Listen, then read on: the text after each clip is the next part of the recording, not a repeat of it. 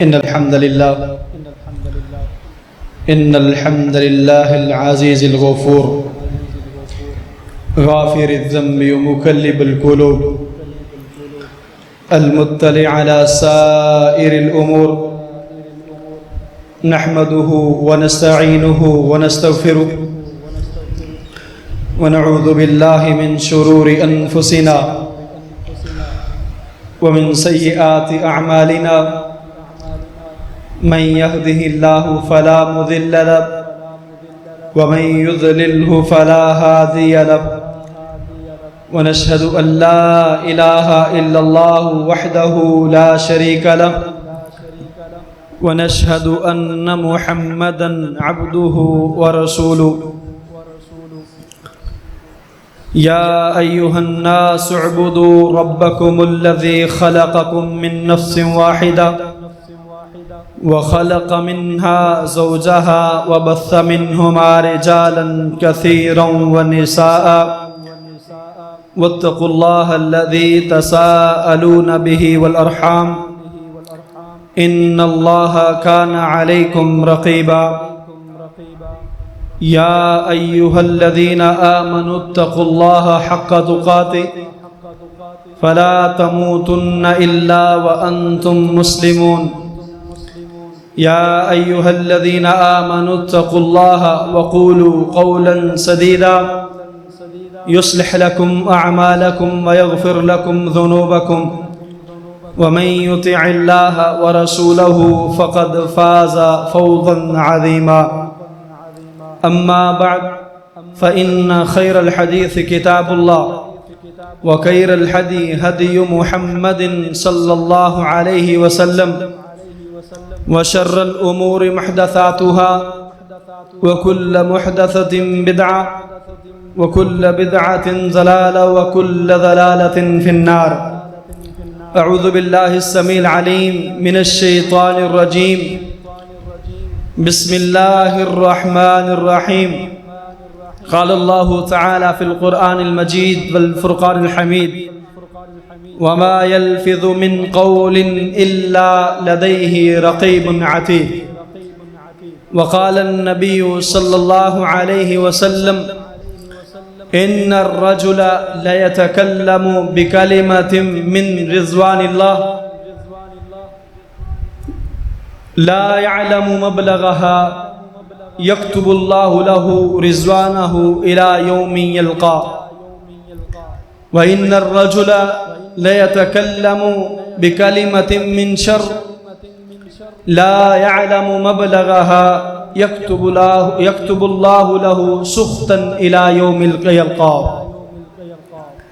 أو كما قال عليه الصلاة والسلام اللهم صل على محمد وعلى آل محمد كما صليت على إبراهيم وعلى آل إبراهيم إنك حميد مجيد اللهم بارك على محمد وعلى آل محمد كما باركت على إبراهيم وعلى آل إبراهيم إنك حميد مجيد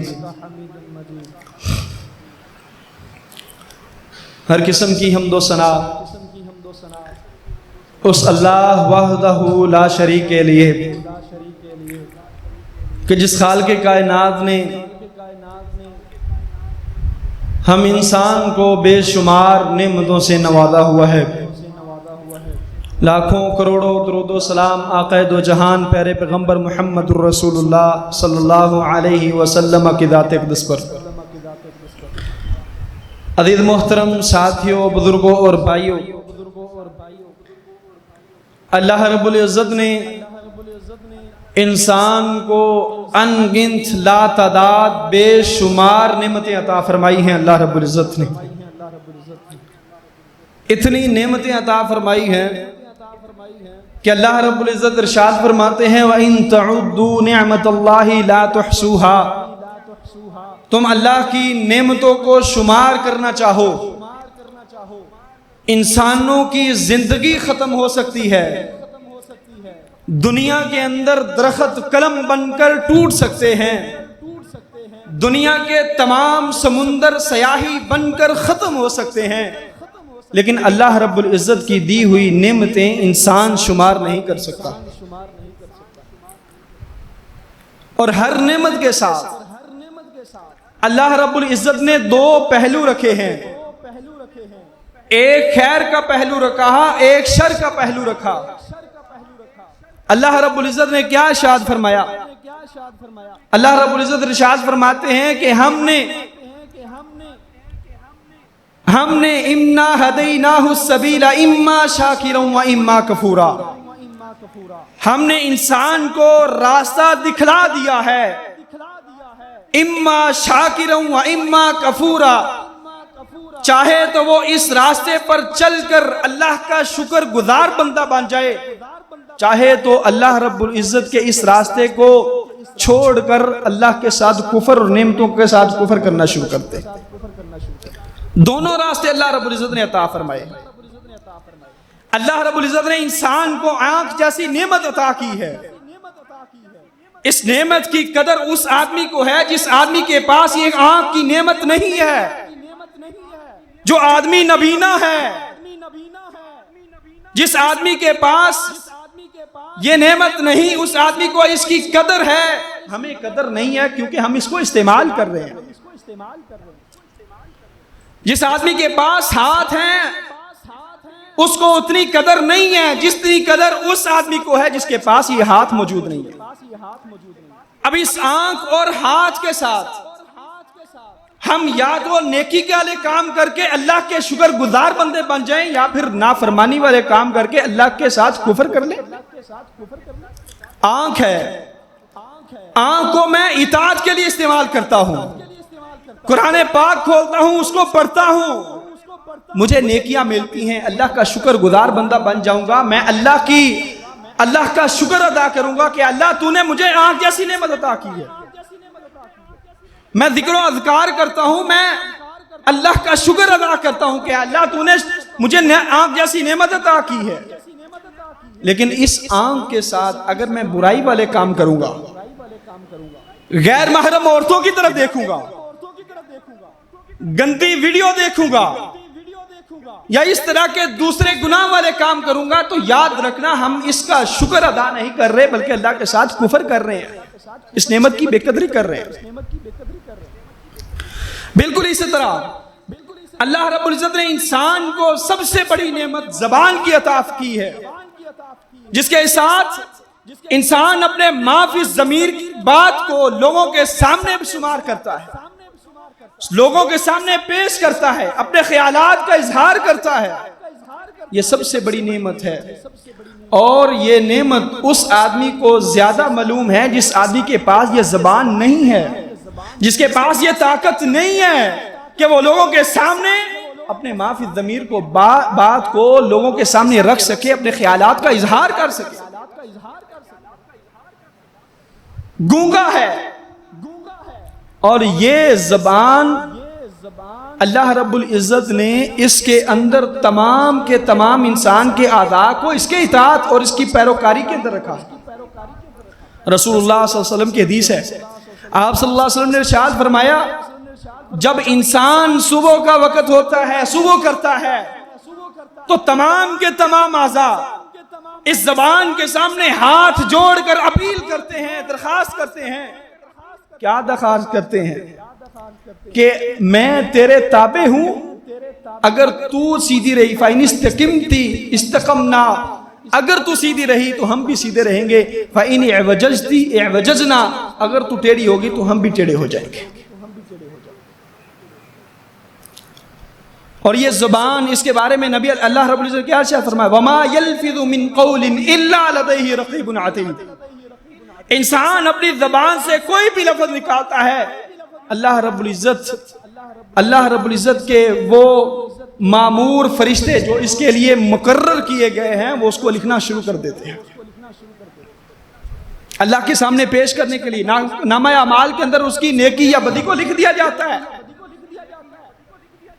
نبی علیہ الصلوۃ والسلام کے حدیث ہے، فرمایا ان الرجل لیتکلم بکلمۃ من خیر لا يعلم مبلغها یکتب اللہ له رضوانہ الی یوم یلقا۔ آدمی زبان سے کلمہ نکالتا ہے، اس زبان سے نکلے ہوئے کلمے کی حساسیت کا علم نہیں ہوتا، حقیقت کا علم نہیں ہوتا، اس کے بارے میں جانتا نہیں ہوتا، زبان سے کلمہ نکالتا ہے، اللہ رب العزت فرشتوں کو گواہ بنا کر کہتے ہیں فرشتوں گواہ ہو جاؤ میں اس آدمی سے قیامت کی دیواروں تک خوش ہو چکا ہوں۔ وَإِنَّ الرَّجُلَ لَيَتَكَلَّمُ بِكَلِمَةٍ مِّن شَرٍّ لَا يَعْلَمُ مَبْلَغَهَا يَكْتُبُ اللَّهُ لَهُ سُخْطًا إِلَى يَوْمٍ يَلْقَاهُ۔ آدمی زبان سے کلمہ نکالتا ہے برائی کا، اللہ کی ناراضگی کا، اور اس کی حساسیت کا علم نہیں ہوتا، زبان سے کلمہ نکال دیتا ہے، اللہ رب العزت فرشتوں کو کہتے ہیں گواہ ہو جاؤ میں اس آدمی سے قیامت کی دیواروں تک ناراض ہو چکا ہوں۔ قیامت تک اللہ تعالیٰ ایک کلمے کی وجہ سے خوش ہو جاتے ہیں، فرشتوں کو گواہ بنا لیتے ہیں، اور قیامت تک ہی انسان کے ایک نکلے ہوئے لفظ کی وجہ سے، کلمے کی وجہ سے اللہ رب العزت ناراض ہو جاتے ہیں۔ ایک حدیث کے اندر آتا ہے یہوی بہا فی النار، آدمی زبان سے کلمہ نکالتا ہے، اس زبان سے نکلے ہوئے کلمے کی وجہ سے جہنم کی تہوں کے اندر گر جاتا ہے، اور کتنی دوری تک گر جاتا ہے؟ فرمایا ابعد مما بین المشرق والمغرب، مشرق سے لے کر مغرب تک کی مسافت تک وہ جہنم کی تہوں کے اندر گر جاتا ہے، صرف زبان سے ایک کلمہ نکالنے کی وجہ سے۔ اور نبی علیہ السلام کی ایک اور حدیث بھی ہے، نبی علیہ السلام نے ارشاد فرمایا هل يكب الناس في النار على وجوههم او على مناخرهم الا بحصائد السنتهم،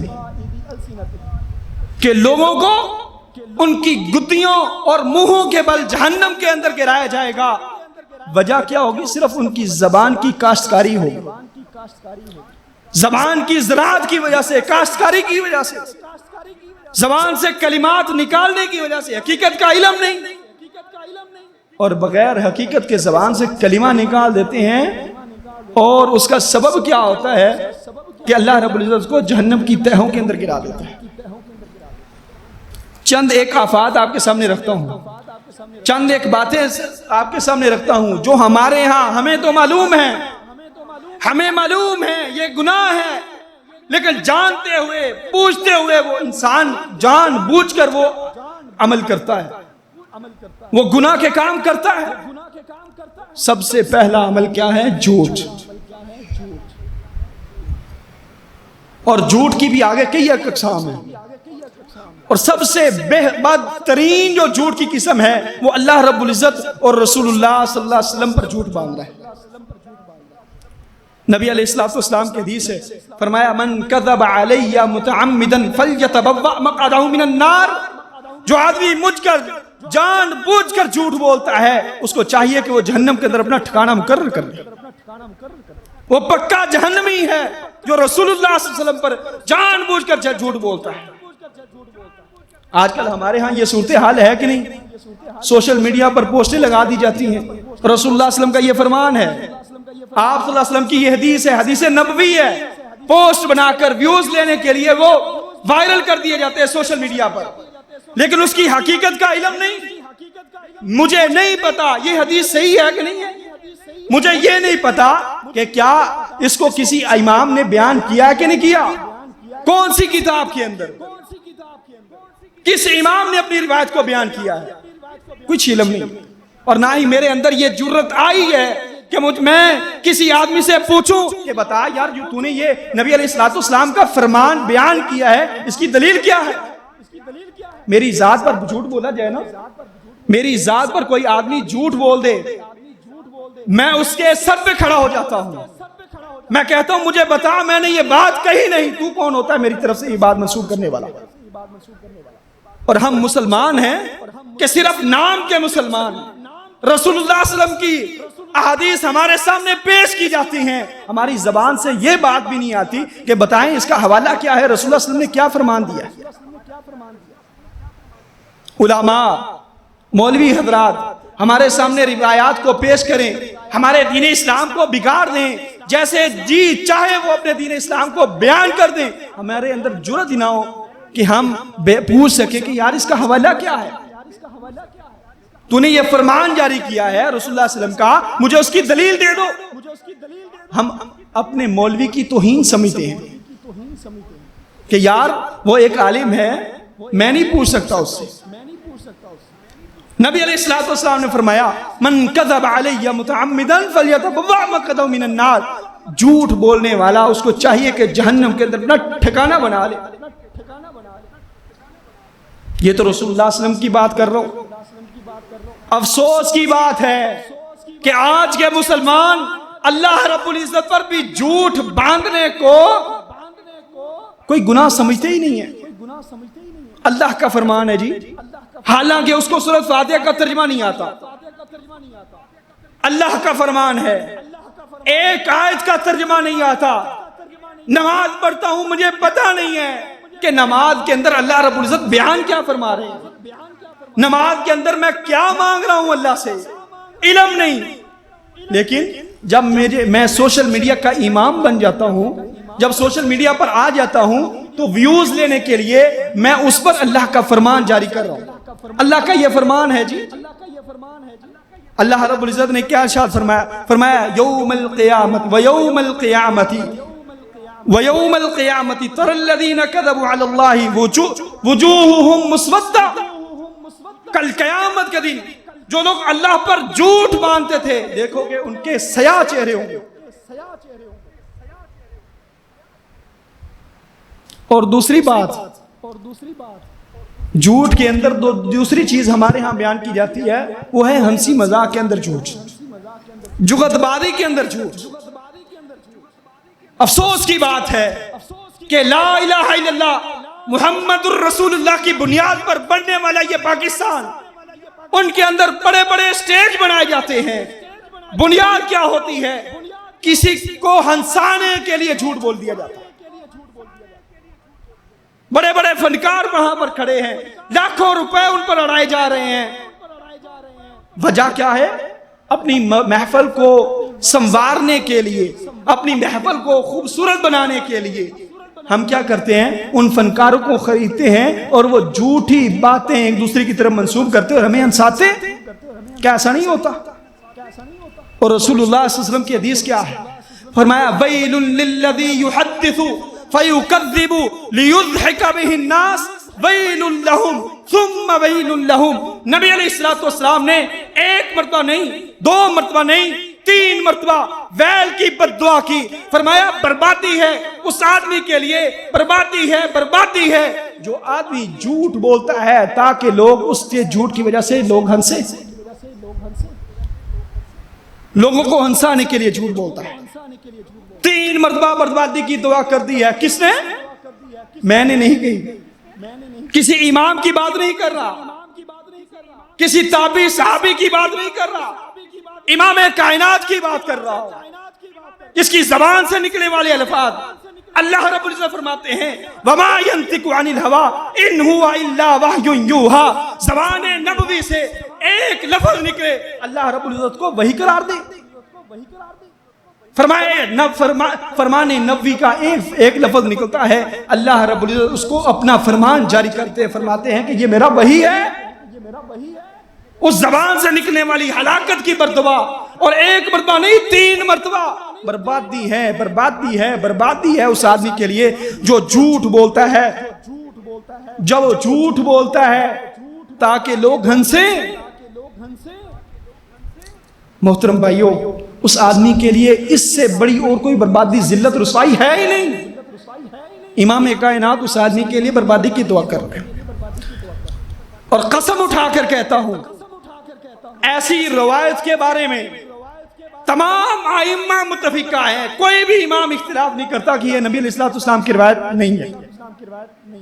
تمام ائمہ کہتے ہیں کہ یہ روایت موجود ہے۔ میں کسی ایک فرقے کی بات نہیں کرتا، میں تمام فرقوں کی بات کرتا ہوں۔ نبی علیہ الصلوۃ والسلام کی متفقہ روایت ہے، اس کے اندر کوئی اشکال نہیں ہے۔ اور وہ تو فنکار اور ان کی بات تو دور ہے نا، میں اپنوں کی بات کرتا ہوں۔ عام مجلسوں کے اندر بیٹھے بھی ایک دوسرے کو جھوٹ بات کر رہے ہیں، جھوٹ بول رہے ہیں مجلسیں بنانے کے لیے۔ اور ایک وہ جھوٹ ہے جو ہم عام زبانوں کے اندر استعمال کرتے ہیں، بات بات پر جھوٹ، بات بات پر جھوٹ۔ نبی علیہ الصلوۃ والسلام نے ایسے آدمی کے بارے میں کیا فرمایا؟ فرمایا ایاکم والکذب فإن الکذب یہدی الی الفجور وإن الفجور یہدی الی النار وما یزال الرجل یکذب ویتحری الکذب حتی یکتب عند اللہ کذابا. جھوٹ سے بچ جاؤ، واضح الفاظ ہیں. فرمایا جھوٹ سے بچ جاؤ، غلط بیانی سے بچ جاؤ. جھوٹ گناہ کی طرف رہنمائی کرتی ہے اور یہ گناہ جو ہے وہ جہنم کی طرف لے جائے گی. آدمی جھوٹ بولتا رہتا ہے، وَيَتَحَرَّ الْكَذِبَ، جھوٹ بولنے کی کوشش کرتا رہتا ہے، حَتَّى يُكْتَبَ عِندَ اللَّهِ كَذَّابًا. نبی علیہ الصلوۃ والسلام نے فرمایا اللہ رب العزت کی بارگاہ کے اندر وہ جھوٹا لکھ دیا جاتا ہے. ہمارے معاشرے کے اندر میرے سامنے کوئی آدمی ایک مرتبہ، دو مرتبہ، تین مرتبہ جھوٹ بول دینا، چوتھی مرتبہ میں اس پر اعتبار نہیں کرتا. میں کہتا ہوں یہ جھوٹا آدمی ہے، اس کی بات کا کوئی وقت ہی نہیں ہے، اہمیت ہی نہیں ہے، میں اہمیت نہیں دیتا، بات سننا گوارا ہی نہیں کرتا. اور جب انسان اللہ رب العزت کی بارگاہ کے اندر جھوٹا لکھ دیا جائے تو اللہ رب العزت اس کی بات کو گوارا کریں گے؟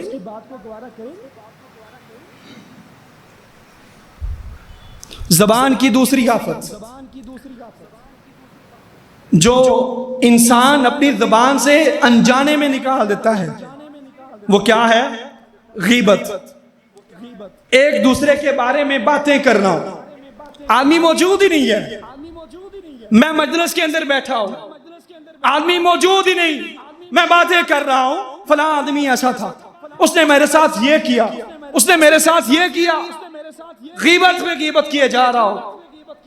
اللہ رب العزت کیا ارشاد فرماتے ہیں؟ لا یغتب بعضکم بعضا، کوئی کسی کی غیبت نہ کرے. ایحب ان یاکل احدکم لحم اخی، کیا تم چاہتے ہو کہ کسی بھائی کی غیبت کر کے تم مردہ بھائی کا گوشت کھاؤ؟ اپنے بھائی کا گوشت کھانے کے مترادف قرار دیا اللہ رب العزت نے کسی کی غیبت کرنا. اور آج کل صورتحال یہ ہے کہ اگر میں کسی کی غیبت کرتا ہوں نا تو غیبت کرنے کے بعد میں بڑی تڑی کے ساتھ اور اپنے آپ کو قابو کر کے جرأت اور جذبے کے ساتھ کہتا ہوں کہ یار یہ بات میں نے کہی ہے اور اس کے اندر یہ موجود ہے.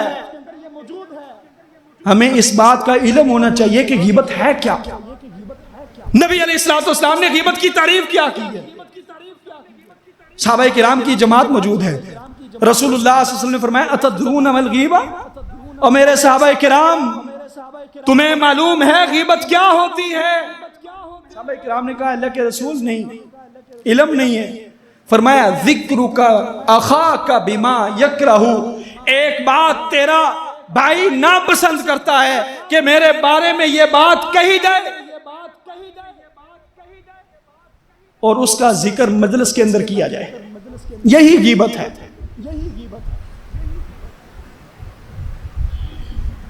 وَإِن كَانَ فِيهِ مَا تَقُولُ، اگر تو وہ بات اس کے اندر موجود ہے جو آپ کہہ رہے ہیں، فَقَدْ اغْتَبْتَهُ، تو یہی غیبت ہے.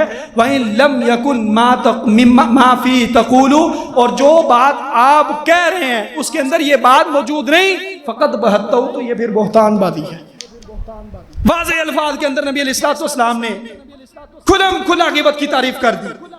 بات موجود ہے، بات موجود ہونے کے باوجود نبی علیہ الصلوۃ والسلام نے فرمایا کہ تو اس کی اگر بات اس کی غیر موجودگی کے اندر کرے گا تو پھر یہ غیبت ہے. صاف الفاظ کے اندر تعریف کر دیا، چاہے اس کے اندر یہ بات موجود ہو نہ ہو، دونوں صورتوں کے اندر اپنے بھائی کی غیر موجودگی کے اندر ایسی بات کرنے سے منع کیا ہے جو بات وہ ناپسند کرتا ہے کہ میرے بارے میں کہی جائے.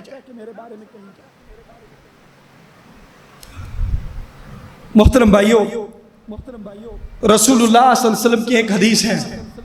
آپ صلی اللہ علیہ وسلم واقعہ معراج کے بارے میں بتاتے ہیں کہ جب ہمیں معراج کے لیے رات اوپر لایا گیا آسمان پر، تو رسول اللہ صلی اللہ علیہ وسلم نے فرمایا کہ میں نے کچھ لوگوں کو دیکھا، لہم اظفار من نحاس یخبشون وجوہہم وصدورہم، ان کے پاس تانبے کے ناخن تھے، آنکھوں کے اوپر جیسے ناخن ہوتے ہیں نا، رسول اللہ فرمایا تانبے کے ناخن اللہ رب العزت نے ان کو دیے، ان تانبے کے ناخنوں کے ساتھ اپنے چہروں اور اپنے سینے کو نوچ رہے ہیں۔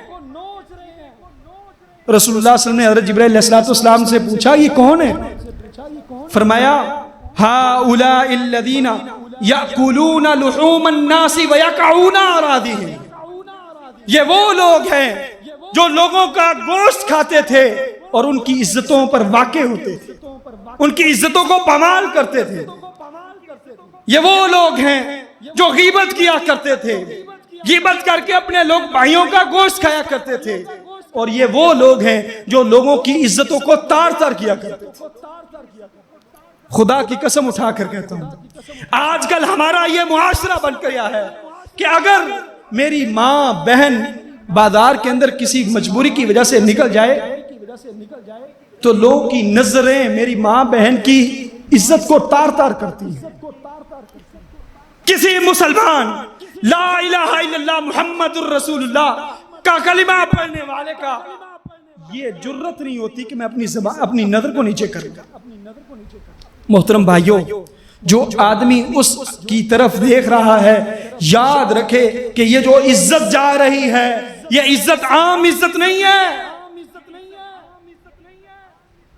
یہ اماں حوا کی بیٹی ہے، یہ ابراہیم خلیل اللہ کی بیٹی ہے جنہوں نے اللہ کی رضا کے لیے اپنے بیٹے کو قربان کر دیا تھا۔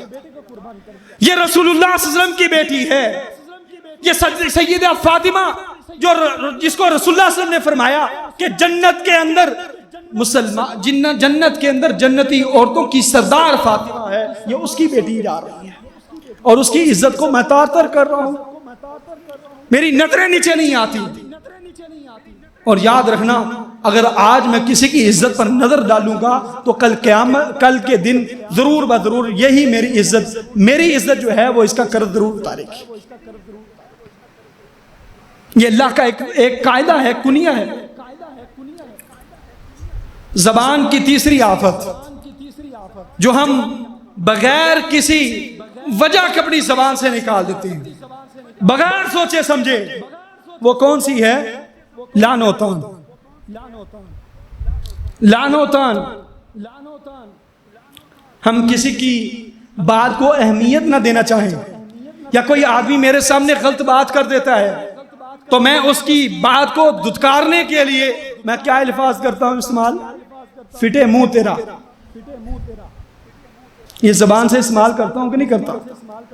دیہات کے لوگ یہ اچھی طرح سے واقف ہیں، اپنی زبان سے کہتا ہوں فٹے منہ تیرا، اور مجھے علم ہونا چاہیے میں کس کو دھتکار رہا ہوں، اس آدمی کے چہرے کو۔ ایک کاریگر نا کوئی چیز بناتا ہے، ایک کاریگر کوئی چیز بناتا ہے، یہ پنکھا ہے، یہ پنکھا بناتا ہے، یہ پنکھا کام نہیں کرتا۔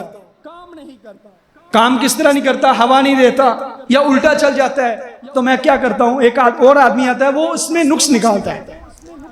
ایمانداری سے بتائیے یہ نقص اس پنکھے سے نکالتا ہے یا کاریگری سے نکالتا ہے؟ ایمانداری سے بتائیے، وہ اس پنکھے سے نقص نہیں نکالا، اس کا کیا فائدہ ہے؟ اس کا کیا قصور ہے بھائی؟ ظاہری بات ہے کاریگر نے جس طرح اس کو بنایا ہے اسی کے مطابق ہی وہ چلے گا۔ اس لوہے کے پر اور اس کی پلیٹ کا کیا فائدہ؟ اس کا کیا نقصان ہے؟ اس کا کیا قصور ہے جس کی وجہ سے میں اس کو دھتکار رہا ہوں، اس کے اندر سے نقص نکال رہا ہوں؟ میں نقص کاریگر سے نکال رہا ہوں۔ اور یاد رکھو انسان کے چہرے کو بنانے والا کون ہے؟ اللہ رب العزت فرماتے ہیں هو الذی یصورکم فی الارحام کیف یشاء، وہی ذات ہے، وہی خالق کائنات ہے جو ماں کے رحم کے اندر تمہاری شکل و صورت کو بناتا ہے۔ تو ایمان سے بتائیں، اپنے ایمان کو جھنجھوڑیں، ضمیر کو جھنجھوڑیں، ضمیر کو جگائیں اور پوچھیں میں جب کسی پر دھتکار رہا ہوں، کسی پر لعن طعن کر رہا ہوں تو میں کس کو دھتکار رہا ہوں؟ اللہ رب العزت کی بناوٹ پر یا کہ اس کے منہ پر؟ میں یقیناً اللہ رب العزت کی کاریگر کو دھتکار رہا ہوں کہ اس خالق کائنات نے تیری شکل و صورت صحیح نہیں بنائی،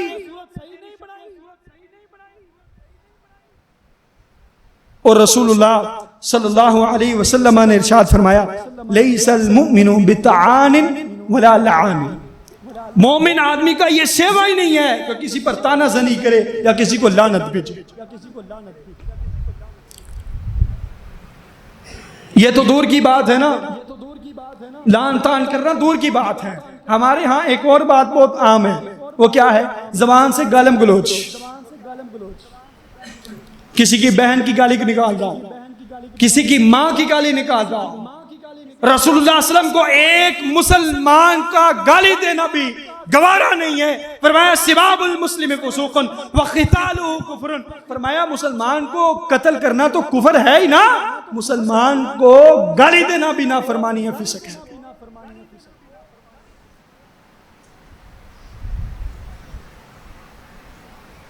اما جی عائشہ صدیقہ رضی اللہ تعالیٰ عنہ، یہ حدیث غیبت کے ساتھ بھی ریلیٹڈ ہے اور اسلام تان کے ساتھ بھی ریلیٹڈ ہے، کسی کے بارے میں برا بھلا کہنا. اما جی عائشہ صدیقہ رضی اللہ تعالیٰ عنہ نے حضرت صفیہ رضی اللہ تعالیٰ عنہ کے بارے میں باتیں کرنا شروع کر دی، اور یہ دونوں رسول اللہ صلی اللہ علیہ وسلم کی بیویاں ہیں.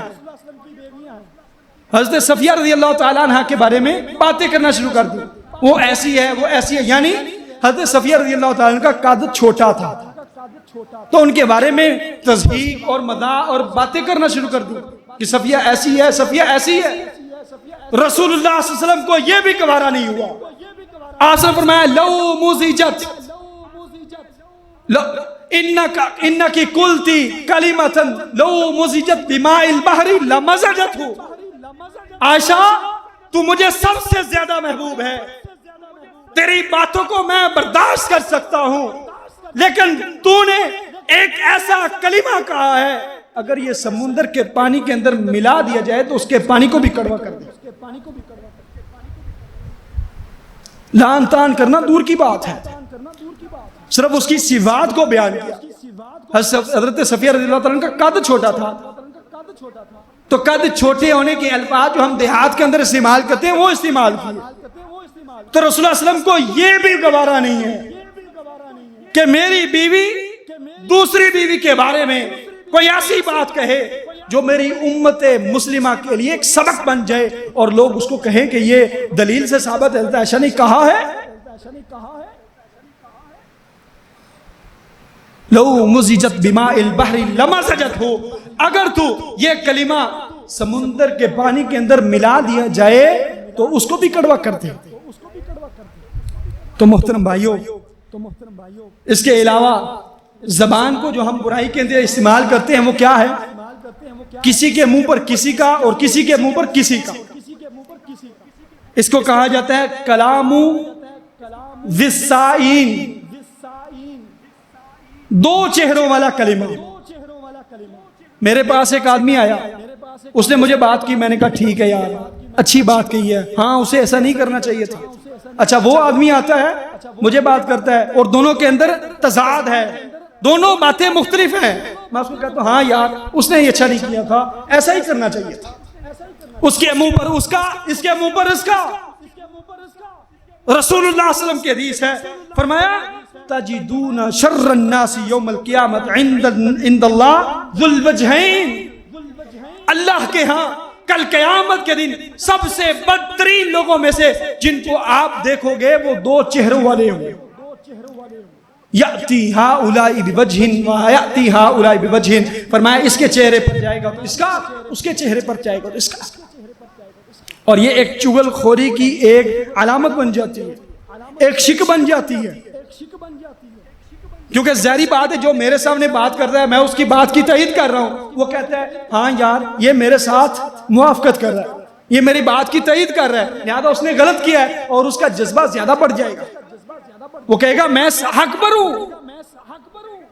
اور دوسرا جب اس کے پاس جاؤں گا اس کے چہرے پر اس کا ہو جاؤں گا تو وہی بات یہ کہے گا کہ یار میں حق پر ہوں، میں نے صحیح بات کہی تھی، یہ میرے بات کی موافقت کرتا ہے، تائید کر رہا ہے. تو یہ دونوں کے اندر لڑائی تضاد، تاکہ وہ کہے کہ فلاں آدمی نے میری تائید کی ہے لہذا میں حق پر ہوں، اور وہ کہے کہ اس نے میری تائید کی ہے، اور لڑائی کا ایک سبب بن جائے. ایک اور بات جو ہم اپنی لا علمی کی وجہ سے زبان سے نکال دیتے ہیں. ہم کسی کی بات کو اہمیت نہ دینا چاہیں نا، میرے سامنے کسی آدمی نے بات کر دی ہے، میں اس کو اہمیت نہیں دینا چاہتا، میں اس کو کیا کہتا ہوں؟ نہ تینا اچو نہ تیرا اچو. چھڑ یار ان دی گل دا کی لینا، کی اہمیت ہے؟ نہ تینا اچو نہ تیرا اچو. یہ دیہات کے اندر اکثر کلمہ کہا جاتا ہے. مسلمانوں ذرا غور کرو، اس کا مقصد کیا ہے، اس کا مطلب کیا ہے؟ نہ تین میں سے نہ تیرہ میں سے. تین کون ہے، تیرہ کون ہے؟ اس کا مقصد یہ ہوتا ہے چھاڑی یار اس کی بات کو کیا لینا، نہ یہ اچھوں میں سے ہے نہ بروں میں سے.